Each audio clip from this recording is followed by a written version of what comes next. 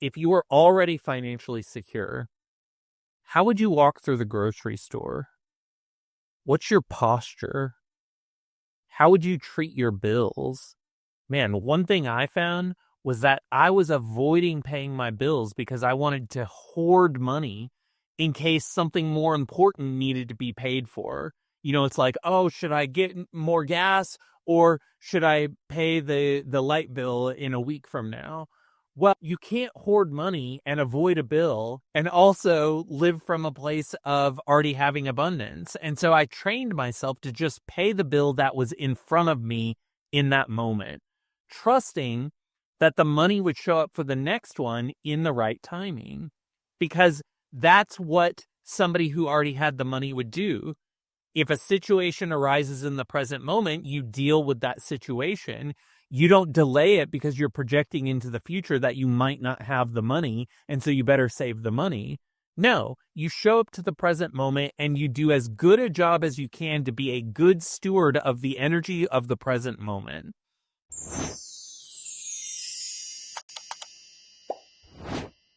Hey y'all, it's Jon Ray, and today I'm sharing what has really radically shifted the way that I relate to life. What I've discovered while I've been studying Neville Goddard and interpreting the Bible through a mystical lens is that conscious reality creation or manifestation is not about chasing something. It's not about hustle harder action. It's not about waiting for life to reward you or to catch up with you. It's about shifting your state of consciousness, who you are as a being, the identity that you claim as yourself. And that's really the entire practice. There's no hustle. There's no effort. There's no force, because even though there will be action required, when that action is aligned, you will have an impulse or an urge that is so strong that you can't not do the thing that you need to do. And so that means that in order to call in the reality of your wish fulfilled, it's all about presence, really just being who you are, the identity that you're claiming, and state change. If you're new to this kind of work, some of this may sound a little bit abstract. And so in this video, I'm going to do my best to unpack the things that have worked for me and really the things that have allowed me to use mental and emotional imaging to create desired circumstances and events in my life. So Neville called the presence practice the state of the wish fulfilled. And it's not just thinking about your desire, it's learning to actually live from it.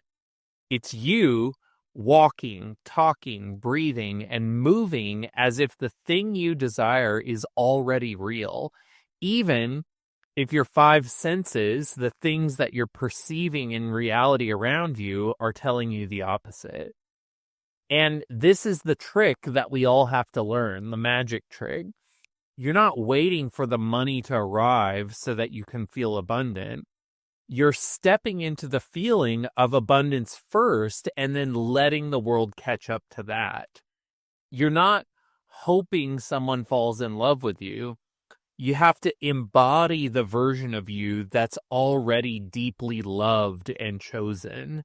And this is really how Neville Goddard and most mystics teach us to pray. Your current circumstances don't determine your state. You can't wait until something good happens to feel good. You have to learn how to feel good by living in the imagined state that you're already there. And your state then determines your future circumstances. And we're going to get into the mirror of reality and how all of this works. But reality is a feedback loop designed to show you your choices, to give you awareness of your choices. And then through those choices, you get to decide directionally where you want to point your life. When I finally grasped this, not just intellectually, but deep down in my body, something just clicked. I realized that for years I had been living in an almost state of, oh, one day it'll happen. One day it'll happen. One day I'll feel like I made it. One day I'll be successful. One day my project can be something that I'm proud of. But one day is a state of being. It's an identity that you're claiming. It's a state that's close to assumption, but it's far enough away that it really keeps everything just out of reach or on a very slow drip. So Neville Goddard's work helped me see that I could shift into a new, more aligned state right now. And it wasn't a state of wishing, but the state of it already being done. And so that's what I started to do. My mantra, just like Neville's, became, it is done. It is done. Ah, that feels so good because it's already done. The moment I started to do this, my life started to reflect back to me in wild, sometimes subtle, sometimes miraculous ways. And that mirrored activity wasn't always good stuff. I think there's this misconception in manifestation circles that once you start to align with the wish fulfilled and hold the state, that everything that follows that is good stuff. But really, what happens next after you claim the identity of the wish fulfilled, once you've assumed that as who you are in this moment, whatever happens next is what I call a catalyzing event. Because the second that I started declaring things as already done and finding the feeling of that it is done state, life really just started to move and I had to hold on for the ride. But what life was doing was immediately starting to bend me and integrate me into the type of person I needed to be to actually have and hold my desire. It was giving me wisdom by giving me events that I had to feel through and in that way integrate my shadow. And by doing this shadow work, I became someone who could hold the frequency of the things that I wanted to manifest in my life. So let's keep unpacking this. And here's how I've come to think about it. Reality is a mirror, but the mirror of reality has a slight delay on it. And just like a regular mirror, you wouldn't step in front of it with a big frown on your face and expect that the mirror's going to smile back. You know that you have to smile first, and then the mirror is going to reflect that back to you. Well, reality works the same way. It's a feedback loop designed to give you greater awareness about the choices that you're making. And life is all about choices. It's all about awareness. And as we'll see in the mystical Bible, awareness is God itself. And so you are an individuated piece of God through your awareness. And reality shows us on a kind of rolling average who we consistently are in our conscious and subconscious minds. That's what reality is reflecting back to us. But when it comes to shifting reality towards something that you want, the primary thing to know is this. You have to shift first. You have to claim the frequency and the identity of the thing that you want first. You embody the state of already having the thing that you desire, and then the world has no choice but to respond in kind. So, let's do a quick practice before we move on. We're going to keep it simple, and we're going to keep unpacking this so that by the end of this video, you're going to really be a master at this. Maybe you have to watch this a few times to really have it embedded in your system. But as you start to live like this, you will recognize that something just clicks in you where you get it and you start to see the process working tangibly. So right now, I want you to ask yourself, what state am I in? Are you in a state of lack? Or are you in a state of wholeness? Are you in a state of waiting? Or in a state of already having the thing that you desire? We're not judging ourselves here. This is just getting an awareness of our current state. Because once you're aware, that's the first step. Then you can actually make a shift. So close your eyes, take a deep breath.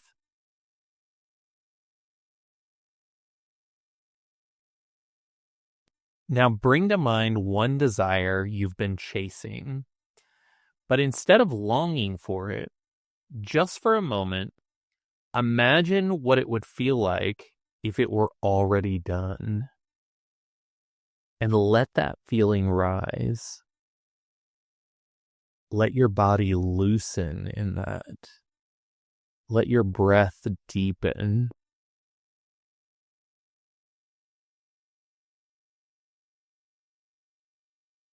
And this isn't about faking it. You're turning into the version of you who already lives there. You're calling in that alternate reality frequency, that version of you that already exists in consciousness. And as Neville would say, the moment you assume that identity, it's yours. The more I practice this, the more I see that everything out there shifts from the inside out. Not by doing more, but by becoming aware of the state I'm in. And then choosing, now that I have awareness, to consciously live from the new state that actually aligns with the life that I want. And listen, this isn't about perfection. It's about returning to that state when you catch yourself not in it. So it's really about you becoming the observer of your choices and the observer of your state and being willing to return to the ideal state over and over again. So now that we've laid that foundation, let's go deeper into the mirror itself, how reality reflects who you're being, who you are, and how to stay steady in your assumption even when life seems to be showing you the opposite of what you want. All right, now that we've talked about the importance of your state, let's take that a step further, because once you shift your state, the next thing to understand is how reality actually responds to you. Neville said the outer world is a mirror, and I've found that to be true in ways that are sometimes beautiful, sometimes brutal, and often revealing in ways that I didn't expect. Because remember, when you assume the state, that lag period in the mirror of reality is going to bring you catalyzing events that are designed to bend you in such a way where you will integrate your shadow, gain the wisdom, and gain the emotional integrity required to hold the bigger vision that you have. And reality doesn't initiate. It's not gifting you something that you're not. It's not random. It's always reflecting to you who you are, even when you're unconscious to who you are. So think about it like this. The world is not showing you what's possible. It's showing you what you've previously assumed to be true in your life. Everything you see around you, your relationships, your finances, your health, your success, those are all echoes. They're the delayed mirror image of who you've been being. Neville said the world is yourself pushed out. And personally, once I started living as if that were true, that's when everything changed for me. Because instead of reacting to what I saw, I started realizing what I see is just what I've been radiating. It's the vibe I'm putting out, who I believe myself to be. And as I mentioned, one thing that helps me remember all of this is thinking about a mirror with a lag time on it. If you're constantly checking that reflection to know who you are, you're going to get stuck and stay in a loop because the mirror is slow.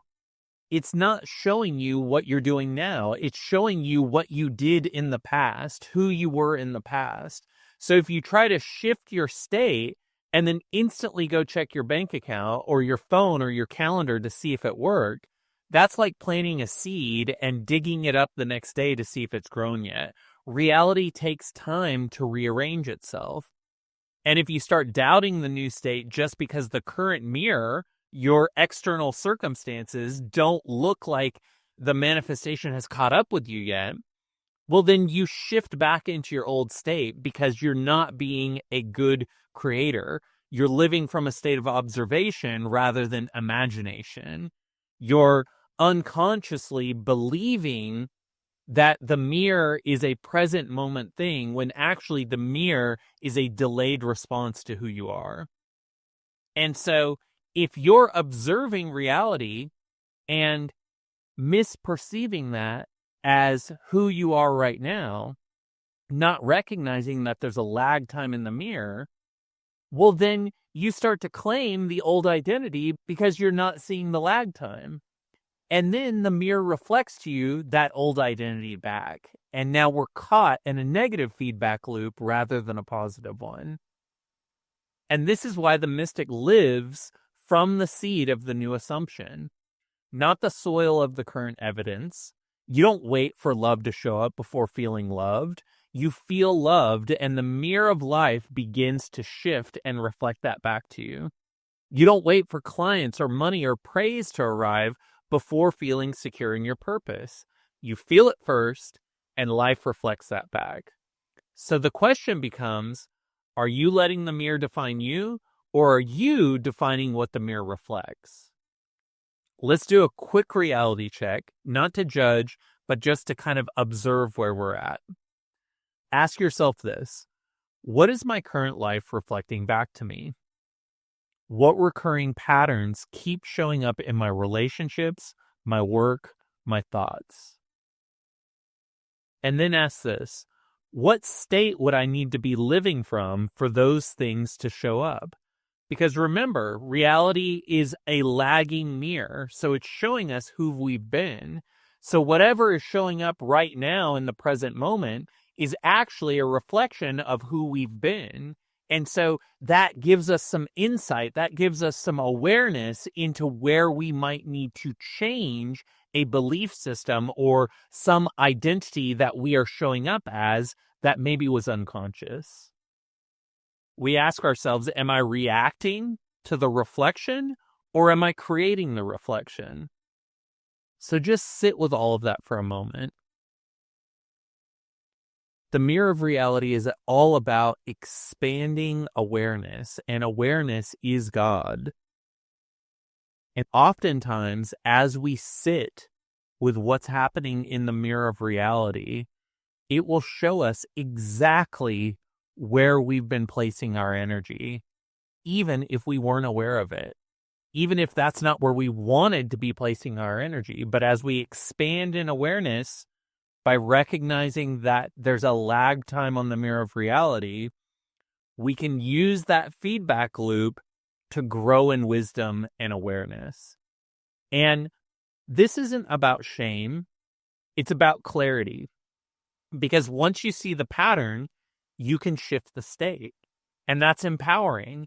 And that's the whole purpose behind the way reality is designed. It's actually incredibly loving and powerful because it's constantly showing you what you believe about the world. And oftentimes, if you're believing something negative, you're misperceiving, you're miscreating, because your co-creative ability with God, with awareness itself, with the larger consciousness system, is to envision with your imagination something better than you see and call that in as reality. Once you stop trying to change the reflection directly, that's all that hustle harder, like trying to take action to get something to change. When you stop doing that, when you stop believing that action is how things change, and you start living from the new assumption instead, you begin to operate from a whole new level of trust and creative power. All right, so now that we understand that reality is a mirror, The next layer is understanding how the mirror works. And the short answer, it doesn't respond to what you say.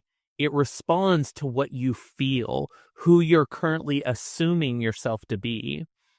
Tell me if this sounds familiar. Here's what I used to do. I'd say affirmations, I'd write intentions, I'd think positively. But deep down, I was still kind of carrying a feeling of doubt or lack, especially if lack was showing up in that lagging mirror. Really, the primary feeling that I was feeling was one day, just always waiting.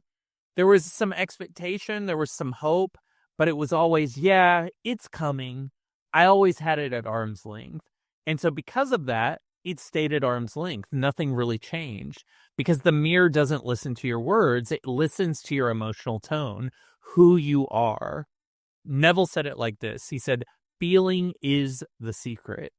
Wrote a whole book on it because feeling is the bridge between the invisible and the visible. It's not about repeating, I am wealthy, if behind that statement you still feel like you're broke. It's not about saying, I am loved, if behind that statement you still feel rejected or unseen. Your subconscious doesn't care what you say. It follows the emotion behind the thought. So think of your feelings like a signal. Every moment of every day, you're broadcasting a frequency. And that frequency is made up of all the things that you're assuming to be true. How you feel about yourself and how you feel about life. What you're emotionally expecting to happen to you and others. The outer world is just tuning itself to that channel, to you, to your frequency. And so if you want to change the station, you don't sit there and yell at the TV or the radio. You turn the dial inside you. And this is the part that used to trip me up because I'd think, well, how do I feel abundant when my bank account is negative right now? Or how do I feel loved when I'm alone? And that's when I'd try to make something happen through hustle harder action. That's when I'd go take a course. That's when I'd be like, oh, I got to go find a client. I got to do all this stuff. But what I learned is that imagination is the only tool required. You're not forcing the feeling. You're evoking it through your imagination. You close your eyes and you drop into a scene where it's already done, where you already received the good news, where the thing you want has already happened, and your body is just feeling the relief, the joy, the gratitude of that visualization because you're actually in it. You created a simulated consciousness world that you're walking around in. And so as you walk around in that place, in that version of reality that you created in your mind, you let the feeling of that rise and you let it flood your system. You let it be more real than what your eyes are showing you. And that's the work. And whatever happens next is the bridge of incidents. It's the catalytic events that are required to shift you into the kind of person who can actually have the thing you're desiring. So let's do this now before we move on. Close your eyes. Think of something you've been wanting. A breakthrough, a relationship, a moment of success or recognition. Now, instead of thinking about it, imagine it already happened. Someone just congratulated you. The email came through. You got the call. You hugged the person. You opened the letter. What does that version of you feel like? Let your shoulders drop. Let your heart expand. Let your breath get a little deeper. This is what it means to live from the state of the wish fulfilled. You're not faking it. You're activating the frequency that reality then responds to. And the more you live in this feeling, this inner knowing, the more natural it becomes. And the more the world starts to reflect that new state back to you in ways that feel effortless. Okay, so now that we understand how powerful feeling is, the next step is learning how to live from the end. This is probably the most quoted and most misunderstood part of Neville's work because a lot of people think about what they want, but very few actually live as if it's already done. And that's the shift that we have to make. Neville wasn't talking about fantasy or pretending. He was talking about identity. This isn't a practice about wishing. You're not waiting. You're being the version of you who already has it. And that changes everything. When you're living from the end, you're not checking the signs every 5 minutes. Did it happen? Did it happen? You're not trying to manifest. You already are it. You're not seeking validation because you're expressing the inevitability of you having everything that you've desired. So let's try to ground this concept. If you were already financially secure, how would you walk through the grocery store? What's your posture? How would you treat your bills? Man, one thing I found was that I was avoiding paying my bills because I wanted to hoard money in case something more important needed to be paid for. It's like, oh, should I get more gas or should I pay the light bill in a week from now? Well, you can't hoard money and avoid a bill and also live from a place of already having abundance. And so I trained myself to just pay the bill that was in front of me in that moment, trusting that the money would show up for the next one in the right timing, because that's what somebody who already had the money would do. If a situation arises in the present moment, you deal with that situation.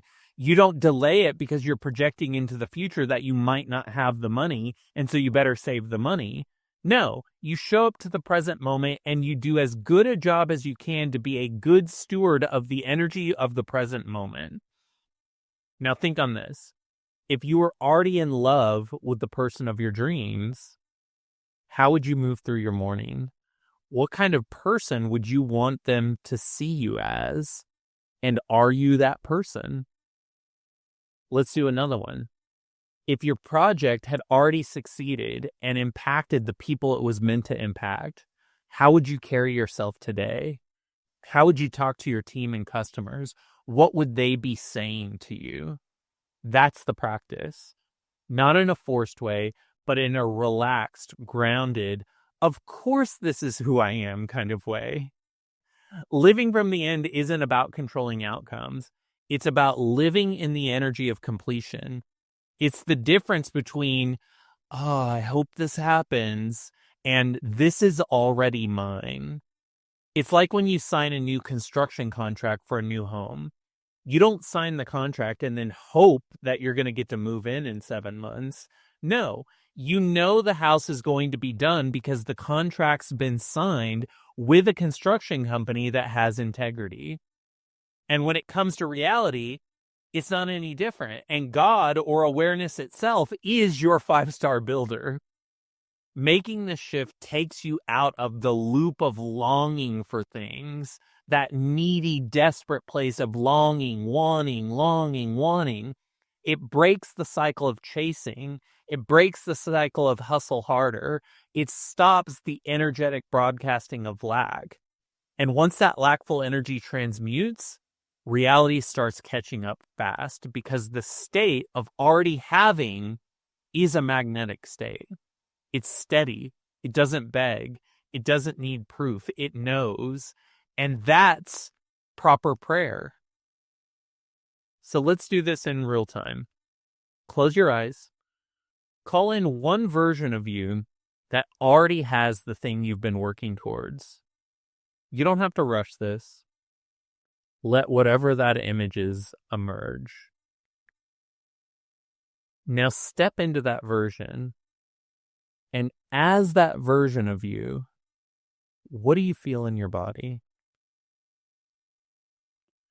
As this new version of you, what thoughts are running through your mind? How do you greet people? What's different as this new version of you in your energy, in how you carry yourself? Now imagine you're walking around today as that version of you, not pushing, not proving, just naturally existing from the end, and feel that. That's the state that draws your future into form. It's what allows you to frequency hop into the reality that matches that state.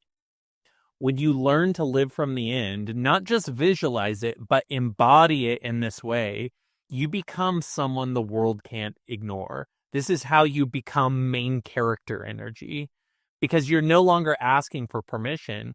You're being the result. And in the next part of this journey, the next section of this video, we're going to talk about how to stay in that state, because it's easy to fall out of it. And even when nothing around you is validating you, you have to keep returning to the state. And this is where most people fall off, because it's one thing to shift your state. It's another thing to stay there, to hold that state, especially when nothing around you is confirming the shift. When you first claim this identity and you haven't done a lot of this work, there's going to be a bridge of incidents and catalytic events that I promise you are going to bump you and try to make you think that none of this is real. And your job is to rise above that, to showcase that you're ready to claim the new identity.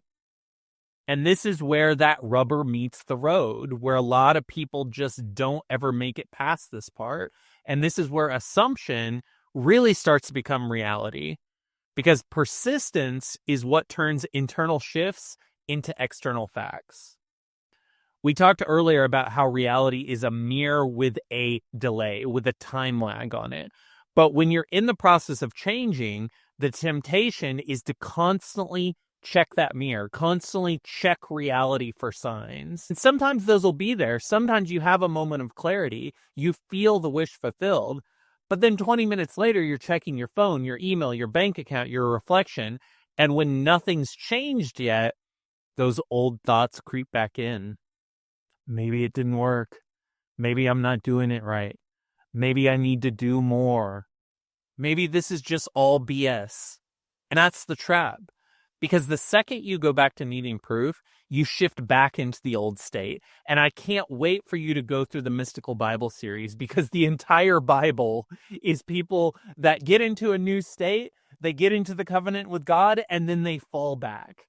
And so the Bible is a code book on how to get back into the state, how to assume the wish fulfilled again. And when you fall back into the old state, once you're there long enough, of course, the mirror is going to start reflecting that back to you, because that's the whole purpose, is that you have a feedback loop to show you who you are, what identity you're claiming. So when you claim the state and then you get upset that reality hasn't shifted yet, that's you planting seeds and then digging those seeds up before they had time to take root. No farmer would do that, because farmers understand the process. They understand that there's a gestation that needs to happen. Time has to do its thing. So here's something that helped me a lot. Persistence isn't about holding your breath until something changes. It's about living as if it already has changed. It's not a passive state. It's not, just sitting around hoping or waiting. You're not just casually entertaining the new idea of being someone new. You're loyally committed to being the new version of yourself, even when the world hasn't caught up yet and isn't validating that new identity. Neville said, if you persist in the assumption, it will harden into fact. Not might, not hopefully, it will, but only if you don't abandon the state when things take time. Doubt is 100% going to show up, and that's normal. I used to call that the bump. Basically, the bump is reality asking you, are you sure you want the new identity? Are you sure? It's part of the old programming trying to keep you realistic, because we've all been programmed to think that if we're just realistic, that'll keep us safe. But when people say something's realistic, they usually mean that it's going to happen the way that it always happened. It's going to happen in a way that's statistically probable, or that the future is always going to match the past. And of course, this isn't true because you can always become the anomaly. But that's a flawed premise because we're aligning with an alternate reality and showing everyone how we can live in that new reality, how we can re-render consciousness in such a way where we step into the new identity and become it. You don't have to fight the doubt when it comes up. You don't even have to argue with it. You just gently return to the desired state. And you get so practiced at returning to that state, observing your thoughts, return to the state, observing your feelings, return to the state. And you just remind yourself over and over and over again, it's already done. The mirror's just catching up. I know who I am. I know what I've chosen. And live from that assumption again. You return to the assumption over and over and over again, and that's persistence. So let's do this. Close your eyes. Think about an assumption you've been working with, a desire you've claimed internally. Now, imagine the world hasn't caught up yet. In fact, it might be showing you the opposite. So, how are you going to respond to the bump? Do you collapse back into your doubt? Do you say, oh, this is just all magical thinking? Or do you hold your ground? Now take a breath. And recommit to the state of already having your wish fulfilled. Feel into your body. As you're in that place of it already being done, there's no tension. There's no effort. Just a relaxed return. And that's the art. That's the practice. When you stop needing the outside world to validate your assumption, you become unstoppable. Because you're no longer trying to get reality to change. You're letting it catch up to what you already know has happened. All right, so up till this point in the video, we've talked about state, feeling, and the importance of persistence. But the tool that holds all of this together, the engine room of manifestation, is imagination. Neville said it best. Imagination is the beginning of creation. If you've gone through Genesis in our Mystical Bible series, you know that in the beginning, that's that imagination. That's the light coming on and you starting the process. And it's not imagination as fantasy or escape, but imagination as the creative act of assuming your new reality. You assume it so vividly, so emotionally, that it begins to feel more real than your current circumstances. And here's the wild thing. We're always imagining. This whole world is just an imagined illusion that we perceive in collective agreement. We don't always realize we're imagining, but every time you play out a worst case scenario in your head, every time you assume that someone's mad at you, every time you picture yourself failing or being left out, that's your imagination. You just weren't conscious that you were imagining. And that imagination wasn't serving you in any way other than to show you what your current state is. So the practice isn't starting to use imagination, it's learning how to use it deliberately. Neville emphasized this again and again. The subconscious doesn't know the difference between a vivid imagined experience and a real one. Athletes know this because athletes who train in visualization practice, what they've done is they've hooked them up to all those gizmos and gadgets, and they imagine skiing down the mountain or swimming their route. And what they found is that the brain starts to fire those muscles as if they're actually doing it. If you construct a scene in your mind, activate the senses, anchor it with emotion, your subconscious will start to accept it when you do that. And it accepts it as the truth, as something that happened. And so now it's starting to map reality based on what it thinks you already are. And once that truth takes root, the outer world has to shift to match it. This is how you bypass logic. This is how you dissolve resistance. This is how you start moving reality without effort. So here's the technique. It's simple but profound. Pick a short scene that implies your wish has been fulfilled. Not that you're getting the thing, but that you already have it. And you want to make this a vivid scene. In this scene, what do you see? What are you hearing? What textures are around you? Who's with you? What's being said? And most important, in this scene, what are you feeling? You want to let that wave of satisfaction or relief or joy run through your body. Create an actual biochemical, bioenergetic effect. An example of this might be, I see myself going up the stairs of my boat, and there's my brother and my best friends, and they're all just congratulating me, and we're just laughing about how much fun this is, how cool this is that this happened. Whatever scene makes you really feel like it's already done, you need to write that for yourself so that you have it to return to. And now, your only job is just to keep repeating that scene over and over and over again. Keep returning to it. Repeat it until it feels natural. Neville called this looping the scene.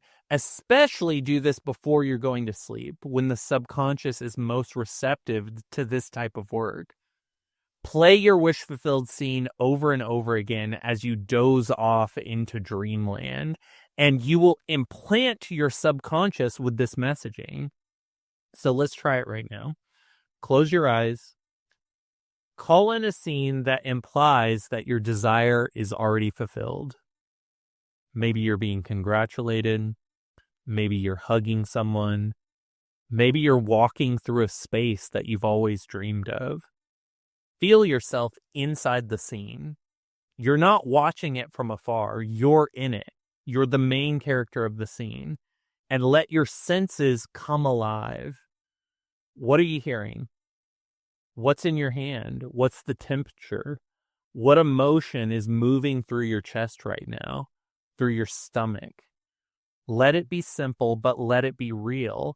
And let your body start to memorize this feeling. You want the muscle memory of your wish fulfilled. And that's what you're going to return to again and again. That becomes your anchor in this process. And that's what we refer to in all future series work as the assumption. This is the creative act. It's not about getting lost in daydreams. It's about forming the blueprint of your future and impressing it so deeply into your subconscious that the world begins to shape itself around your vision. By this point, you've already done all the inner work. You've assumed the state, felt the feeling, imagined the scene.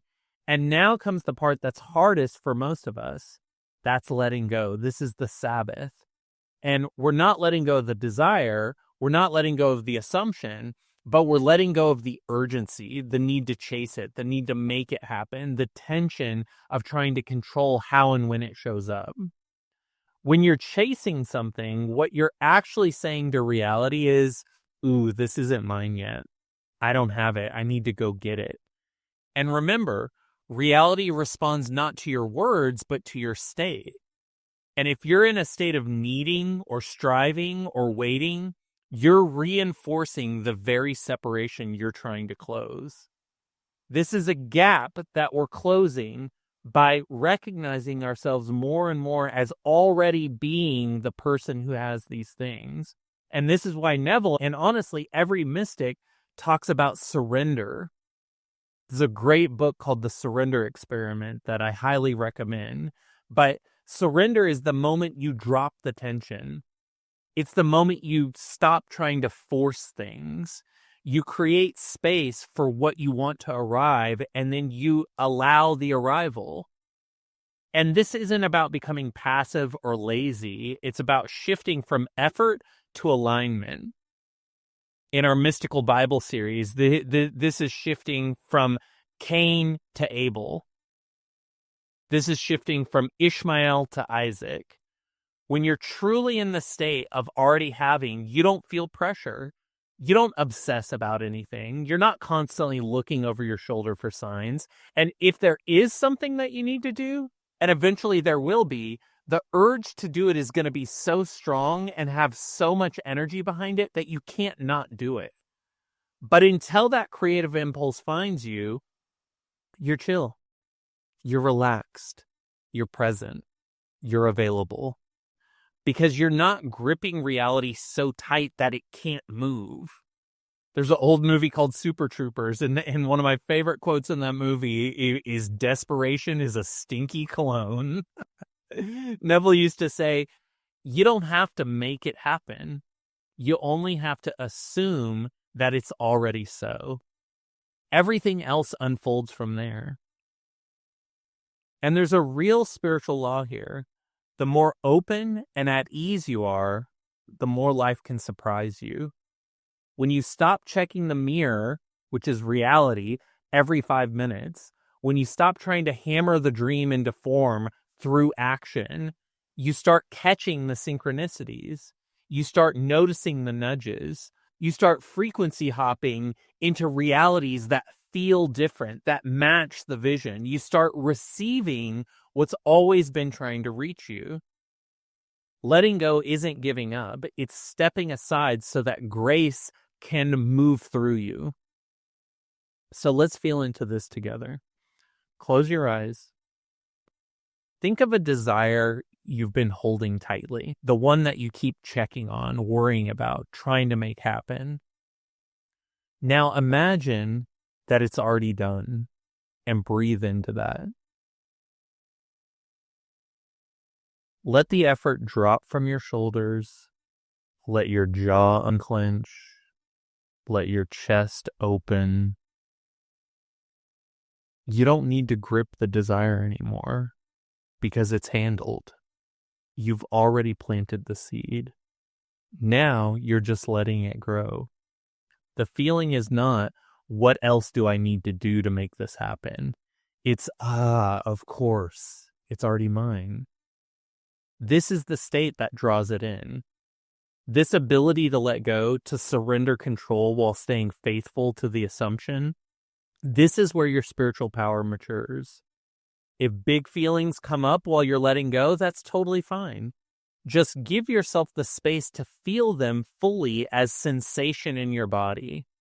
Discomfort in the body is always encrypted energy, ready to be transmuted back into creative potential.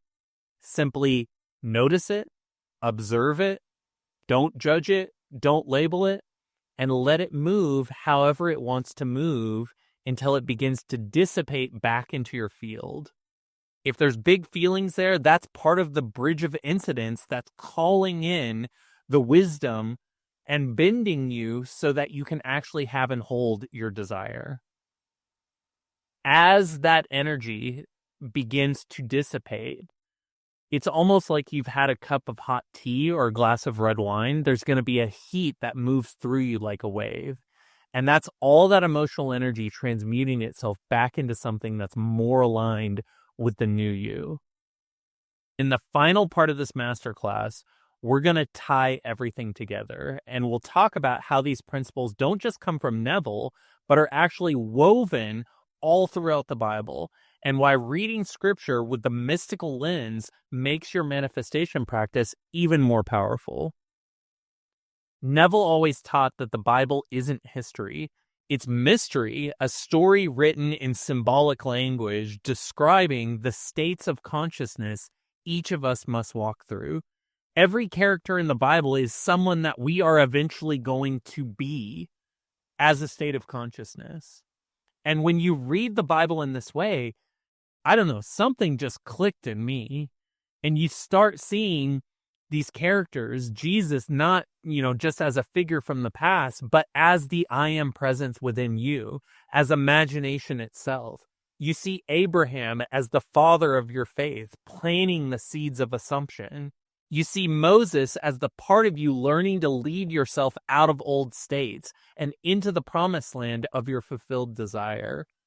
The Bible isn't telling you to believe harder. It's inviting you to become a person of wisdom who can actually hold and birth big, beautiful things into the world. One reason I've really enjoyed spending time in the mystical Bible now is because it actually grounds me in this practice. It helps me remember that I'm not crazy for believing that reality responds to consciousness. It builds my confidence that this isn't just some fun theory. This is eternal law. Every story in the Bible becomes a reminder that your assumptions shape your experience. Your inner world is the source of your outer one. And once you see it, you can't unsee it, or at least I can't. The Bible becomes less about what happened way back then and more about what's happening inside of you right now. Because every single character is mapping to you, mirroring to you how to evolve in consciousness so that you can become the wisest wizard that you can become. And when you can hold that kind of energetic space, everything can be birthed through you. So maybe you're watching this video and you still feel like manifestation is a little too woo-woo or too wishful, or maybe you've been seeking this kind of conversation and it's something that you felt like you always knew but didn't really have the language for. Either way, let this video and the Mystical Bible series be your permission slip to explore conscious creation further. Because the real walk of faith, the one that Jesus modeled, the one that all of these characters in the Bible show us how to take, is all about assumption. It's about knowing something is true before it's visible. It's about calling the unseen into being. As Paul said in Romans, God calls those things which do not exist as though they did. That's manifestation. That's assumption. That's law. So here's what I'd like you to do next.